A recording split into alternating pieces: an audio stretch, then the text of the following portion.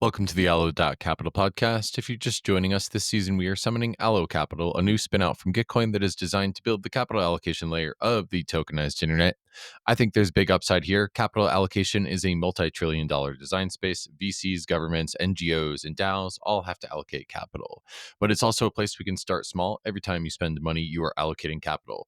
We are threading a through line, partnering with builders, researchers, and funders to figure out what on-chain capital allocation looks like and building it on-chain.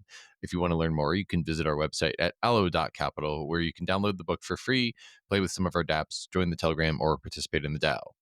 All right, my guests today are Devansh Mehta and Sejal Rekhan, co-authors of a new paper entitled A Roadmap for Funding Ethereum's Open Source Infrastructure. And today we are going to be discussing that report.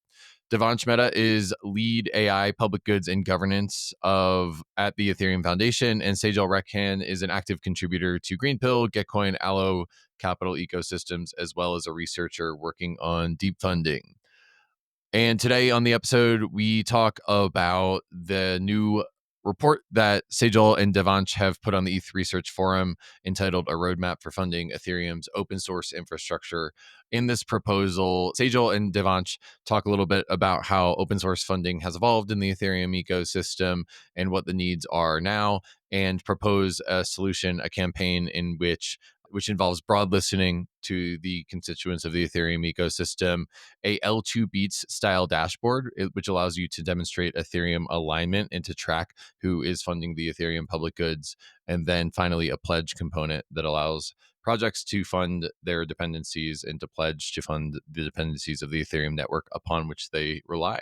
So I think that this is an interesting episode that happens at an interesting time in which the ecosystem is evolving, and I think you're going to enjoy it.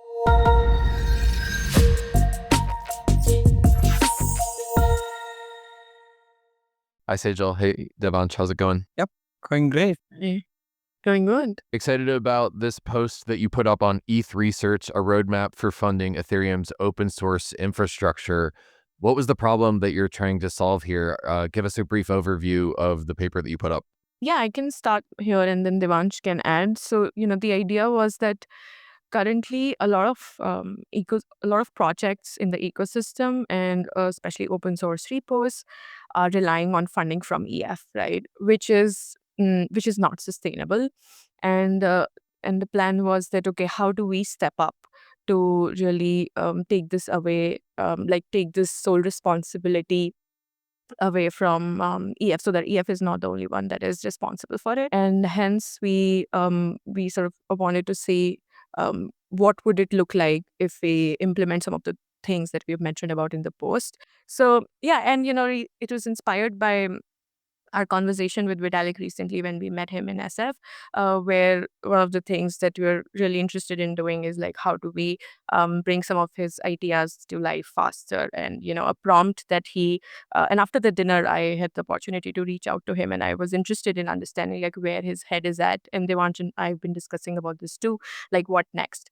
So his prompt was very clear that, if we could work on a roadmap which talks about how we can take public goods funding to the next level in 2025, right? Is there anything that we could do to rally the troops in the ecosystem, right? Something that each L2 or DAOs or even NFT projects would be willing to deploy. And how do we, raise the standard of PGF by the end of this year? So this was a lot to think about. We took at least like 3 weeks, I think, so a few weeks to really, a lot of back and forth and discussion to come up with this. And here we are, where we have laid this out. But yeah, Devansh, do you want to add more to, what prompted this and like maybe share more light on the problem? Yeah, sure. I think like we need to start making the Ethereum economy circular, where it's not dependent on any exogenous funding that's happening to make the blockchain run and EVM tooling to work. But it's coming from the ecosystems itself, which are part of that entire Ethereum world. So how do we make the entire economy circular is like problem number one. Like that's the problem we want to solve. And then we kind of say that the first method to actually solve the problem is just having visibility into it. So that's what kind of leads to the idea of broad listening, seeing what is actually useful, what counts as funding Ethereum's core kind of repos and tooling, which is useful to the ecosystem, And then we get a leaderboard. I think we've seen with L2 Beat the effectiveness of a leaderboard, where you basically have all the L2s competing to decentralize, which is amazing. And like we have an empire. So I think having that empire role is actually very important. So creating that style of leaderboard for who is funding EVM tooling and Ethereum repos, that's kind of the second phase of it, like who is funding how much and having it in a leaderboard style. And then the third phase is just making it super easy for anyone to do it, like plug and play. You don't have to develop anything unique or spectacular. You just have to kind of integrate it with something that's already there and is relevant to your particular project. It's not some generic cookie cutter fund this kind of group, which is like helping everyone, but it's like these are the things which are helping your specific project run. And here's a plugin you can put to fund all of those people. So that's kind of the broad overview of it. So what I heard here is that there's three phases: broad listening, an L2 beat style dashboard is the second phase, and then a way of pledging to fund your dependencies and actually funding open source in the third phase. Did I get that right? And and if so, can you say more about how the three phases support each other? Yep. I can start. So that's right. The three phases are broad listening, NL to beat style, dashboard, and then the pledge. So first phase is broad listening. I definitely want to mention and give a huge thanks to Audrey Tang, who has inspired this phase. So broad listening is a concept that was actually tested out by a person called Ano Takahiro in Japan last year. He ran for the position of governor in Tokyo, and he had no background of being a politician or anybody from his family in politics. So what he did was very interesting. He created his own avatar. So that was basically an LLM which was trained on the public opinions, right? So he scraped the data or comments of public from X, different news sites on YouTube, and then sort of used that to cluster those comments into different opinions and different thinking of people to better understand his public, to better understand their concerns, right?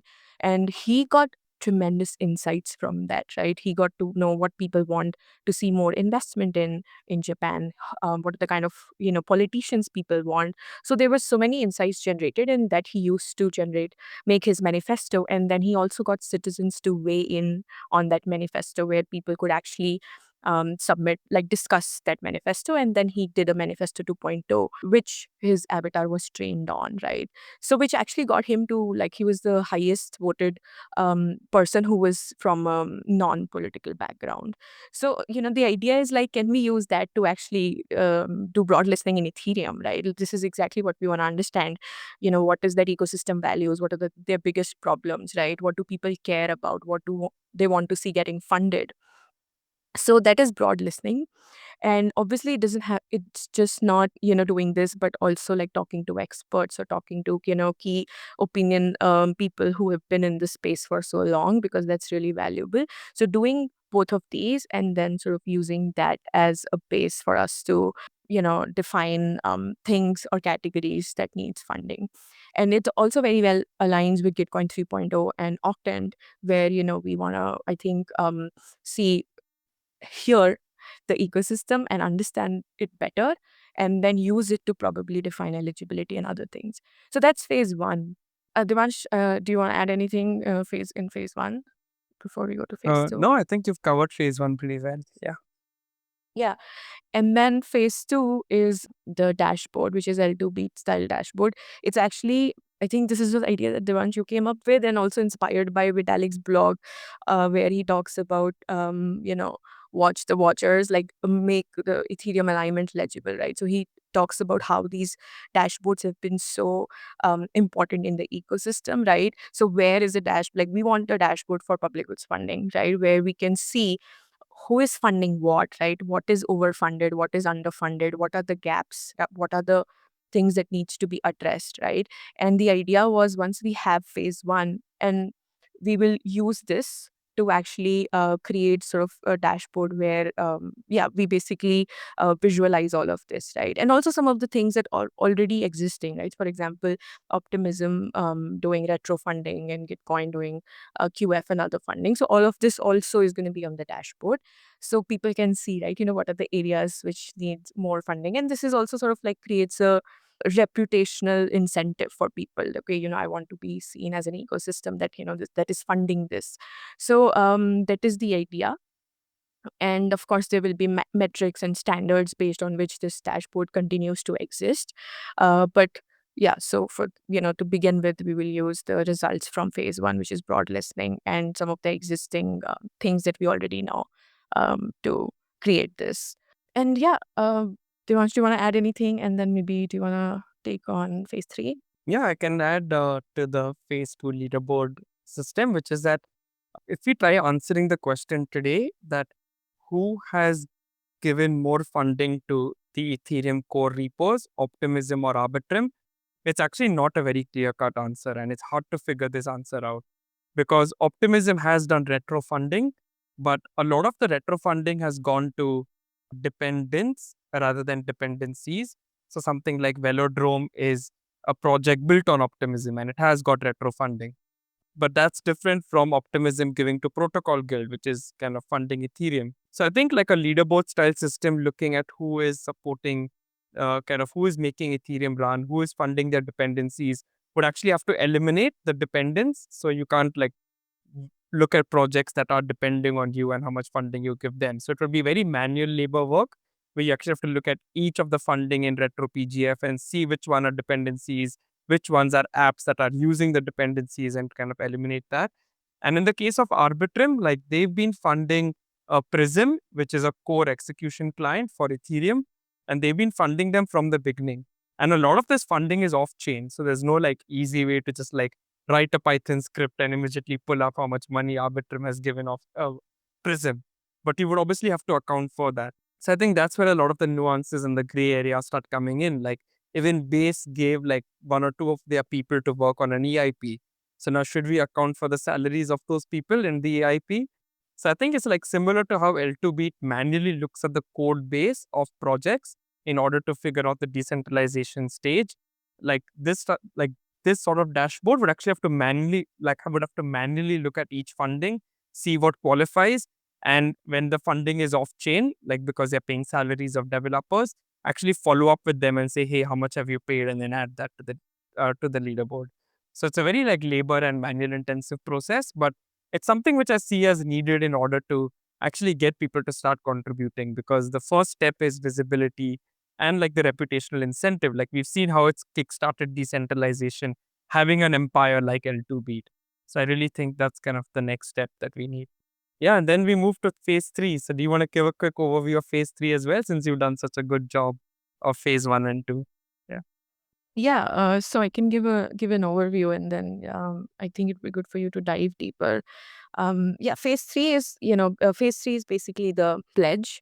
It's actually very interesting. I think a lot of people are missing the nuance here, because one of the thing or feedback that we've been getting is like, oh, you can't ask for pledge again because, pledge is already happening to Protocol Guild, right? But there is a nuance, which is like it's 1% of the airdrop to Protocol Guild and 2% of revenue to your own dependencies, right? So these are like two different things, which Devansh, you should dive deeper into later. But yeah, that is one, the pledge that we start with. And another thing is also like, as much as initially we were very focused on, let's identify what is the shared infrastructure that needs to be funded. But then after obviously talking to ecosystems and the research, we realized that it's actually more important to get ecosystems to fund their own dependencies, right? And then we move to a part where we have identified some shared infrastructure, which is not just one ecosystem that is responsible to fund, right? And then we are proposing that we will enable each ecosystem to deploy their own dependency graph. And again, something very interesting is like once they deploy their dependency graphs, right, they have the repos, they can actually use from different mechanisms which mechanism they want to allocate weight to the repos, right? And once they do that, the 2% of revenue that we ask them to commit goes to those dependencies, right? Depending upon the weights that whichever mechanism they choose, came up from. So a lot, but that is broadly the two things that we have in phase three, which is the pledge and the dependency graphs. So that's phase three. Devansh, do you want to Hmm. maybe dive a little bit into the bifurcation of the pledge and Yeah. the graphs? Yeah, so something which I've been like thinking about recently is the difference between being Ethereum aligned versus EVM aligned. And these two things are actually different. So if you look at someone like ENS is going down with the ship, like they will be there till the end because they are riding on Ethereum. Whereas some of the other projects, like I'm just going to throw a random name, like Blast is an L2, but like they are more EVM aligned than Ethereum aligned, if I had to make the difference. And that actually matters a lot in if you want to move beyond donations, because donations has like a limited TAM, a limited addressable market. But integrating your profit centers and cost centers is the framing that we've used in the post, which is that if you look at something like Twitter, it's able to create such a good product because the advertising division is funding uh, cost centers like community notes without any dominance by the ad division. Imagine if the ad division had to say, we are deciding how much money to give community notes. Like that would be a complete disaster. Like it's good that Twitter has like a C-suite or an executive that decides that okay, advertising division, like this money is now going to community notes and kind of you can't do anything about it. But we don't have that equivalent in open source networks. It's basically profit centers which hold all the cards, and cost centers are kind of asking for arms. So what we are proposing is that a more better integration between profit centers and cost centers. And the way you do that is by first setting very strict eligibility requirements. I think I've kind of given shit to Awaki about this as well, but like I feel like Gitcoin needs to do a better job at like tightening up the eligibility requirements. The difference between web like Web tooling and Web3 infra is like vague. And a lot of the Web3 infra projects should actually be in the dApps round. So I was always like kind of confused. And when I look at the list, I'm like, wow, like most of these I would not be considering as Web3 infra. So I think tightening up the eligibility requirements is the first step, and tightening it to such an extent that you only care about funding the things that your project is depending on.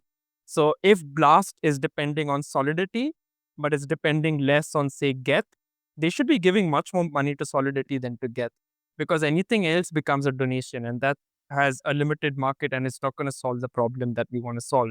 So that's the first step, like creating the dependency graph, which lists out all of the different things that your specific project is depending on. Something like ENS is on one extreme, which kind of completely depends on Ethereum, and something like Blast, or even like a kind of a fork which uses the EVM but is not an L2, would be like on the other extreme where they benefit and they want to fund Solidity because it makes their blockchain better, but they might not want to fund consensus or execution clients because they are not an L2, they just use the EVM.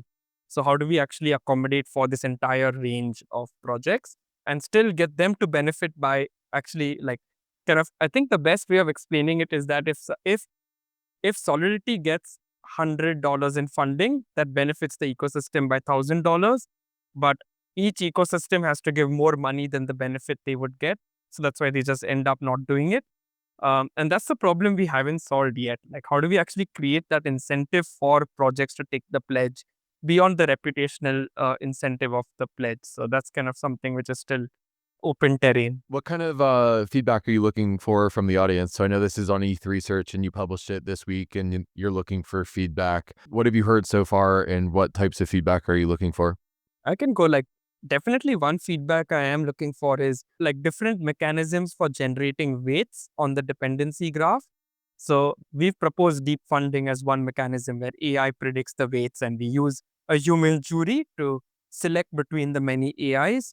Another one is like um, quadratic funding. Like I think quadratic funding would be a lot more effective if we were super strict about the eligibility requirements, so that even if more money goes to one project than another, it's still not that big of a problem because you've kept the eligibility so tight that even a bit of variance doesn't really matter. All the money is being used well. So that's another mechanism like quadratic. But what other mechanisms can we use for actually generating weights on the graph is like the first thing I want feedback on. And the second is also just how do you generate a dependency graph, and like different projects in the ecosystem that are hearing this podcast. Like if you had to list out all of your dependencies in your projects, like how easy would that list be to generate for you, and how can we make it easier for you? Yeah. Yeah. This makes me want to take us on a little bit of a detour and just say, Looking forward to the first deep funding results episode, and please announce your results on this podcast, not another one. Yes. So looking forward to having you back to talk about deep funding and dependency tracking there.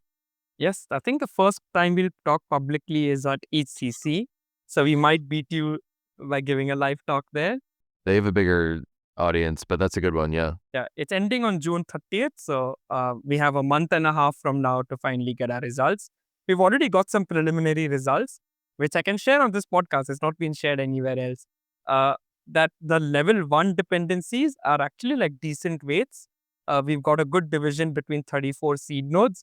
But when we move to the 5,000 dependencies of the seed nodes, the results are all over the place. So we really need like kind of more like help on like the dependencies of the seed nodes and how we can get good weights over there. But it seems promising. We've at least got decent weights between the first top level split.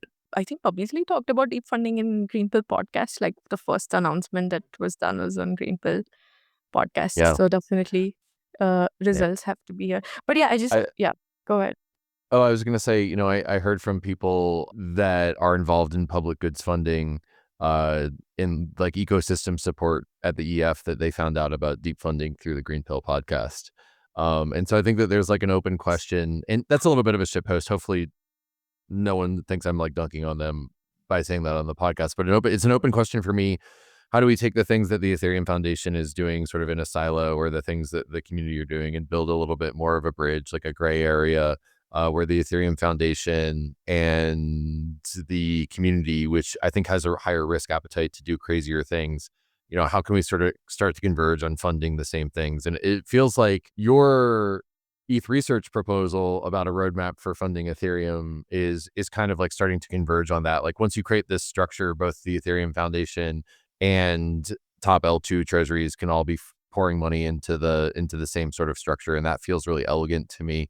There's a data dashboard that came out the other day saying that the EF funds most of the ecosystem's public goods, but it's like the 5th largest treasury. So I think that there's a little bit of like bridge to be built between the community and how it's funding stuff, and what the Ethereum Foundation is doing. So just going back, because you said like, what is the feedback we're looking for? So like Devansh mentioned, one is like which mechanisms. And I also am curious, maybe this is more long term, but I feel like there will be versions of mechanisms that will be needed. Like I am really bullish on like QF with whitelisting, which we did in Zozalu last year.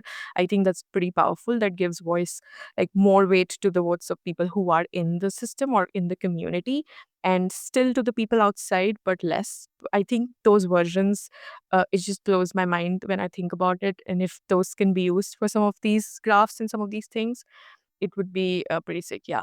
But yeah, that's one. And the other is I'm also curious to, like, one of the things we're doing is we've started scraping the forum for broad listening, right? But obviously the challenge is like it's just so much information, like what really makes sense, where should we focus on, is one. And second is, if we want to do like expert interviews, if we talk to people who are deep into the system, who are those people, how do we do it in a way which is like not like 6 months project, but can be done in like few weeks, and then we have results, right?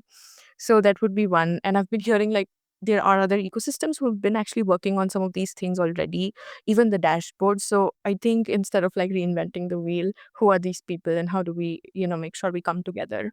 Because one of the things that we learned from deep funding was working with organizations who are already pretty much doing the same thing. It just helps do things like faster. So I think that would be the idea.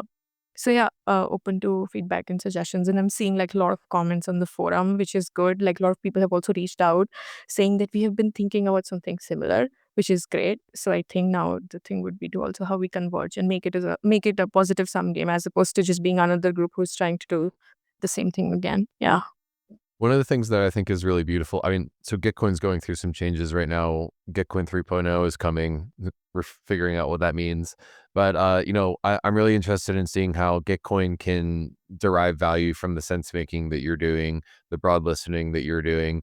And then I think that also other organizations like Optimism, other organizations that fund Ethereum public goods, Optimism, Arbitrum, and, other public goods funding orgs like Octant can really can derive value from this deep listening, broad listening pilot, and use it to inform how their funding campaigns do. So I see you all making a completely broad tent, and I think that that's really amazing to see, particularly while we're in this moment where Ethereum is sort of resetting. And I think that there's sort of a reconfiguration of a lot of the public goods funding orgs in Ethereum right now. I think that this is definitely a key piece. And Devansh, you want to say something? No, maybe you can talk a little bit about how Gitcoin 3.0 intersects with this roadmap that we presented. Like, what is Gitcoin 3.0 and then the intersection? Yeah. Yeah, we're still figuring out what Gitcoin 3.0 is, but I think we want to focus on Ethereum's biggest problems. And in order to do that, we have to sense make about what Ethereum's biggest problems are. And we've had a handful of people coming to us saying, hey, we have software that monitors Twitter and looks at the KOLs and what they think the biggest problems are. And so, yeah, whether we do sort of like town halls or we use distilled human judgment sort of ways of figuring out what Ethereum's biggest problems are, I think that an interesting thing to do would be then to define domains of those problems. So, say we identify that Ethereum adoption is not going really well right now. We could create a domain within which we fund Ethereum adoption initiatives. And, maybe that will include things like privy wallets that make user experience good, but it'll also include street teams that are going out and doing public goods funding in main streets across America. I mean, these are all just hypothetical, sort of taking you through the sense making about Ethereum's problems, designing a domain, and then designing a capital allocation campaign around that domain end to end. And I think that we're in the middle of a design sprint to see exactly what happens with this with the design of Gitcoin 3.0. But I think that in the past, people have known Gitcoin as very quadratic funding and open source software centric. And I think there will definitely be a quadratic funding and OSS component to Gitcoin in the future, but we want to work backwards from the biggest problems in Ethereum and try to solve those. And so if we can kind of like delegate the sense making to y'all in your proposal, or maybe side by side sense make and share information across both of those, that seems like a really effective multiplayer game that we could be playing. And then, I also add in Octant and Optimism and the Ethereum Foundation. Is there a way that we can all sort of blend those organizational boundaries and all support Ethereum together?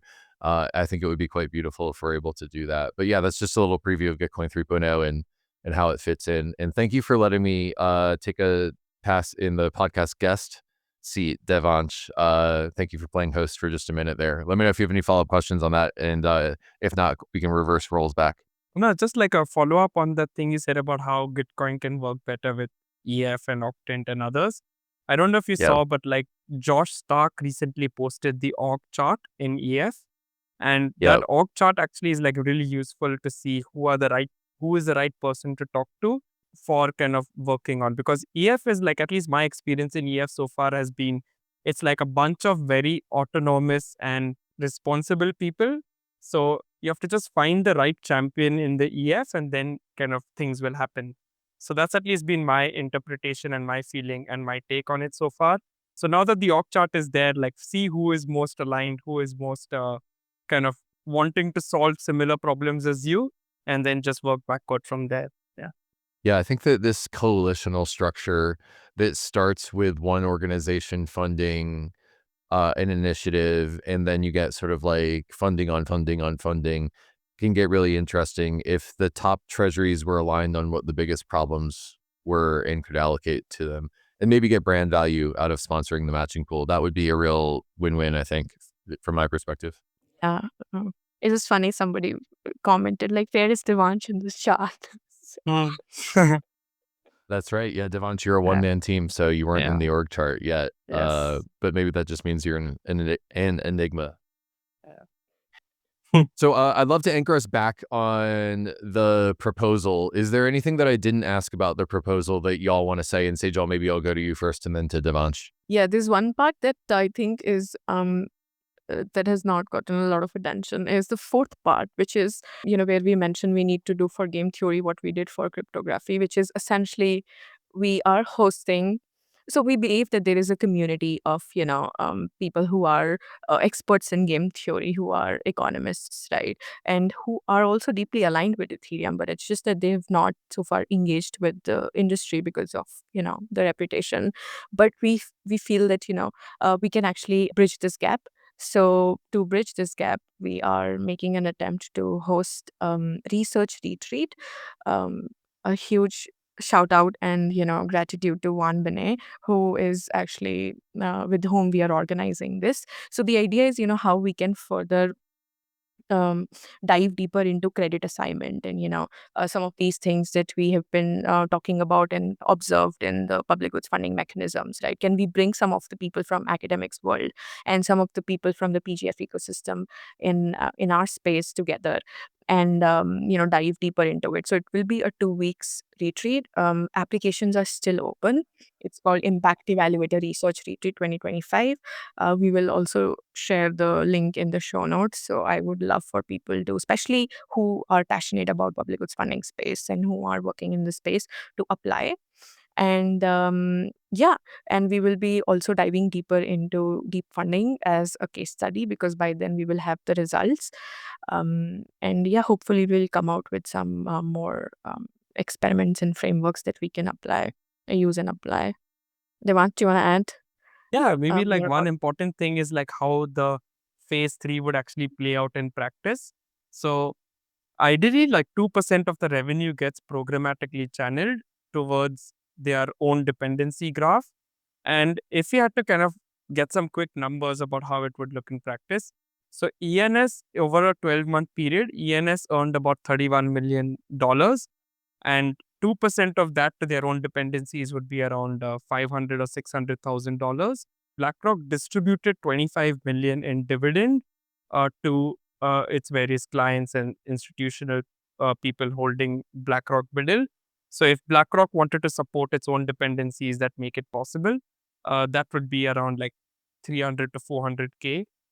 So I think it's good that we have these like very specific numbers that we can kind of nail down on and make a clear ask as well. And it's not an ask born of altruism, which is currently what we've seen. Like when we ask people to give to Gitcoin's quadratic funding, or like, or like even the protocol guild pledge, a lot of that is like based on some form of altruism. Whereas here the pitch is that, hey, these are the things that are making your project work. And if they don't get funding, like your project is going to be affected. And I think to give another example of that, like Curve Finance recently had a vulnerability because Viper had a vulnerability. So if Curve Finance was actually able to pay Viper and Viper is able to be more secure, that also helps Curve Finance. So I think that's why it's so important to be kind of have tight eligibility, generate your own dependency graph, only fund the things that your project is depending on in the proportion of how important it is. So if Viper is super important for Curve Finance, like they should be funding Viper and not Solidity. So how do we actually get that level of nuance and like accuracy and fine tuneness to public goods funding is actually the main kind of prompt that we are trying to give. Well, would encourage the audience to check out their proposal that's linked in the show notes. It's on the ETH Research Forum, a roadmap for Ethereum open source infrastructure. And then maybe I'll move us towards our closing questions as we start to end the episode. If you all are maximally successful, what does the world look like in 5 or 10 years? And maybe I'll go to you first on this one, Devansh. Yeah, I think maximally successful would be that uh, Ethereum is able to live forever because the projects that are building on Ethereum are paying for the software that they depend on and that they use. So there's no need for external injection of money anywhere because it's a fully circular economy where projects are paying, Ethereum is able to run, and more projects enter, and there's more money to grow Ethereum as well as a whole. So that's kind of the maximally successful vision, that we help Ethereum be like able to work for generations and make Ethereum live forever. Yeah, definitely plus one to what Devansh said. And I think eventually, how we can export it to the real world and, what are the things that actually matter in the real world. We can use this to fund those, right? I think that would be something that I would really be interested in seeing. And yeah, All right, final question. Is there anything I didn't ask that you want to say? Sejal, we'll go to you on this one first. No, I think we've covered everything. I definitely want to highlight the residency again. We'll be closing the application soon. This is an attempt to bring the academics world and the PGF people together and actually have some of the things, the questions that we've been asking around credit assignment and how do we, reward the projects faster. Some of those answers we will have from this residency. So please apply. And yeah. Devansh, anything to add? No, I don't think. I think we covered most of the ground in like this episode already. One thing is that if we did create a dashboard, like what would be the like appeals process where if we choose to reject something from being added to funding, how can that team complain and like how do we make such opinionated decisions and who should be making such opinionated decisions? I guess that's something which even I'm trying to figure out right now. So It all comes back to governance.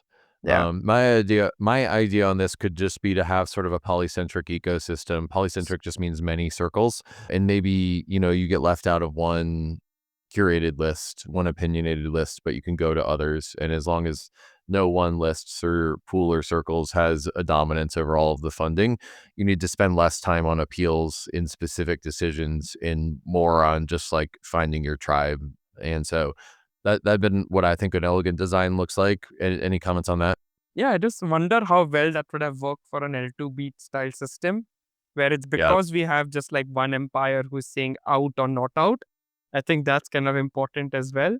So it's the legitimacy of like having one empire versus the kind of allowing for that subjectivity of many. States, we have multiple credit rating agencies that can rate different assets up and down. But it's interesting that like over time they all got captured and sort of all started to like pay to play. Like the banks pay them to do their ratings, and of course they want to serve the banks. And also they all sort of started, even in the financial crisis in 2008, they would all rate the crappy debt AAA. And so I think that there, like, maybe it's possible there could be many ratings agencies, but then there's also lots more capture vectors, the more complexity you add. So that's definitely a trade-off space. And public goods beats will be a really great project when you launch it, but the complexity here is much higher than L2 beats. So just curious how you'll navigate that. And I hope that when it actually does launch, come back on the podcast and would love to talk to you about it. Yes, definitely. I think that's a great place to wrap. Sejal, Devansh, keep up the great work. Thank you for everything. And for the listeners, check out the post. It's linked in the show notes. Bye, y'all. Bye. Thank you. Alrighty, we just heard from Devansh and Sejal. I am excited to hear what comes out of the broad listening pilot and the residency that they are planning. Thank you for listening to the Allo.Capital podcast. Again, this podcast features the people who are building the capital allocation layer of the tokenized internet. Disclaimer, this podcast episode is for informative purposes only and is not financial advice. Do your own research. Do not make any financial decisions based off of these episodes. In addition, disclaimer, I own crypto assets like ETH, USDC, and GTC. All right, I think Devansh and Sejal are in the frontier, and I hope that this has been a useful episode for you, listener, to figure out what's going on in the frontier and what the top minds in the Ethereum ecosystem are thinking about evolving public goods funding in 2025. Thanks again for listening, and see you on the next one. Goodbye.